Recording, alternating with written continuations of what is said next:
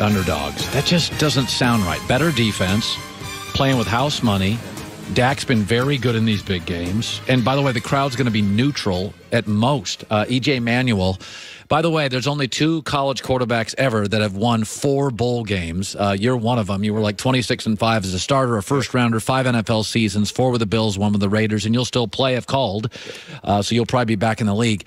I said to start my show today is that basically, it used to be a coach quarterback league. Right. I mean, Chuck Nolan, Terry Bradshaw weren't best friends. Parcells was rough on Phil Simms. Yeah. Parcells, Mike Shanahan and John Elway didn't get along all the time. These days, if that thing doesn't work, and you're not like buds, like McVay and Goff or Jason and Dak, it doesn't work. Did you sense in college, Jimbo ran the show? Right.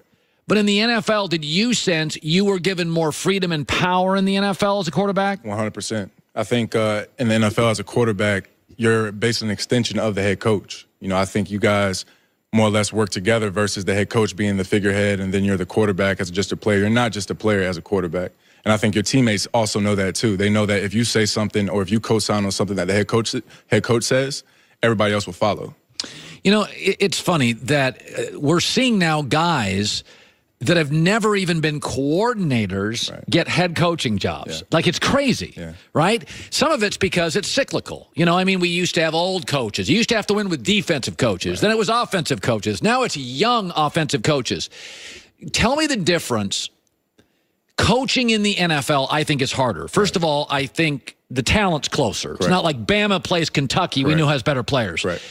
What did you notice the difference between coaching in college and coaching in the NFL? Well, in NFL, you're dealing with grown men. You're dealing with men who have families, men who they're no longer in college. You're not an amateur athlete. You're a professional athlete. And obviously the head coach expects you to act that way.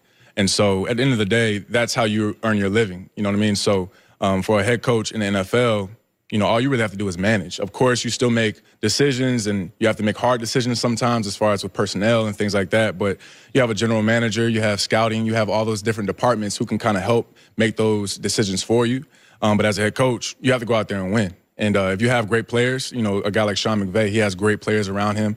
Obviously, he's a great head coach because he has a great offense, really. He has his offensive background is amazing, really. But, you have to have great players as well to win, to help a great head coach. Do you think, like Cliff Kingsbury is really struggled at Texas Tech? I mean, they were like 4-31 against ranked Big 12 teams. Right. But, he's got a McVay vibe to him. What do you make of his segue from college to the pros? I think he'll do well. I think he'll be excited, and I know his teammates, or actually not his teammates, his players will be excited to have him.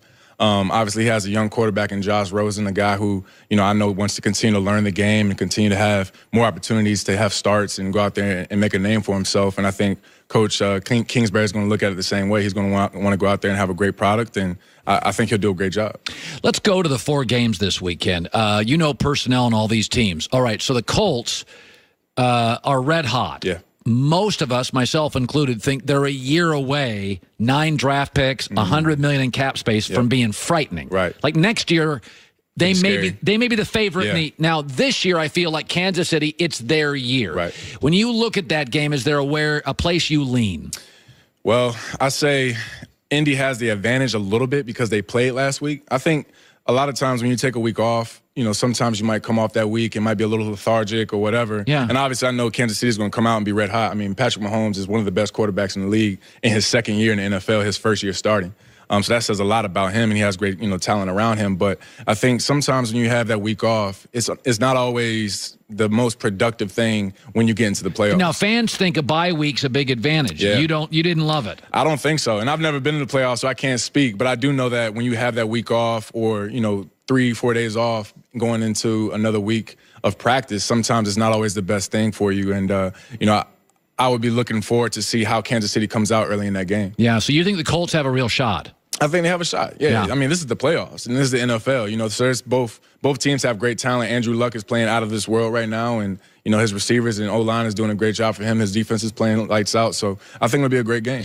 I actually think the Cowboys have a significantly better defense than the Rams, and I know it's an offensive league, But if I have a significant edge on one side of the ball, I think the Cowboys have a chance to beat the Rams. It sounds like you live in L.A., watch a lot of Rams. Yep. You like the Rams? I think so. They have home field advantage, but at the same time, Dallas has a ton of fans all over the world, not just in Dallas. And so I still would give the advantage to the Rams. I think they're such a high-powered offense, and I think those guys are looking at last year when they lost to Atlanta. They don't want to have that feeling again early in the playoffs. That was kind of a dud. Definitely a dud. I was expecting those guys to go far into the playoffs last year, so I think this is the year they actually, get over the hump. By the way, they have rested Todd Gurley for the last several weeks. Right. Now, they did have a bye. I made the argument the Rams needed a bye. Right. Gurley needed a bye. Yeah. So I kind of think that's an advantage for them. For sure. All right. You played in New England. Mm-hmm. Chargers have a lot of good players. They're going to New England. Yep. You, EJ, you played in the warm weather Florida State. Yeah. You've gone up to Foxborough when it's 27 degrees and faced Brady and Belichick. Yep. It's rough. Yeah, it is. And, obviously the Chargers are coming from here in L.A. I think the Chargers still have a good shot of making that a game. I'm never going to count out a guy like Phillip Rivers, I think who doesn't a lot of times get the respect that he deserves. Right. I think he's one of the top 5 quarterbacks in the league, and obviously that top 5 is an open discussion forever. But, I think you can't count out Tom Brady in New England. Now, what does Belichick do? You faced him, and by the way, he has like an incredible record against first and second year quarterbacks. Yeah. Did they schematically try to fool you? What did they do to fool you?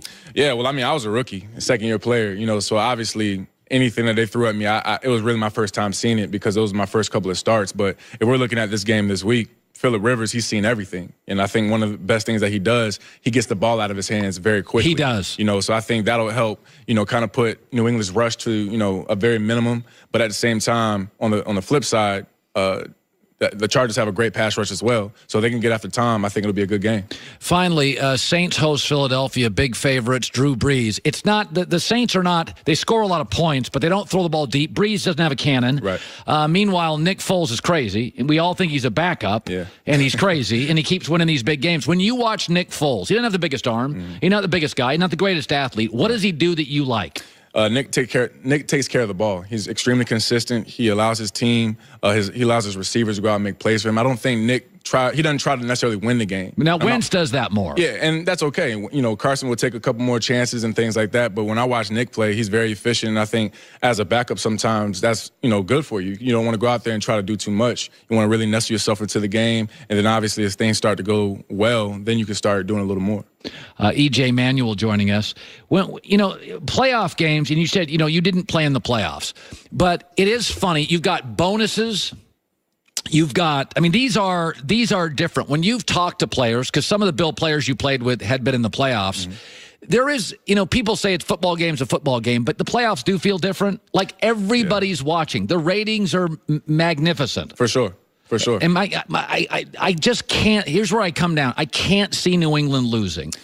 Yeah, a lot of teams say that before they get into the playoffs, but I think, anything can happen in those games. And a lot of times these games are decided by a field goal, as you saw in the Chicago Almost all game. of them. You know what I mean? So it comes down to really whoever that ball rolls to late in the game, whoever's, converting on third down when they really need it, whoever's converting down the red zone. So whoever's winning the turnover margin. I think teams that, if they don't turn the ball over, they keep the ball in their possession, they have a good chance of winning the game. By the way, New England's won 92% of the games at Foxborough when they score first, 13-2 in the playoffs.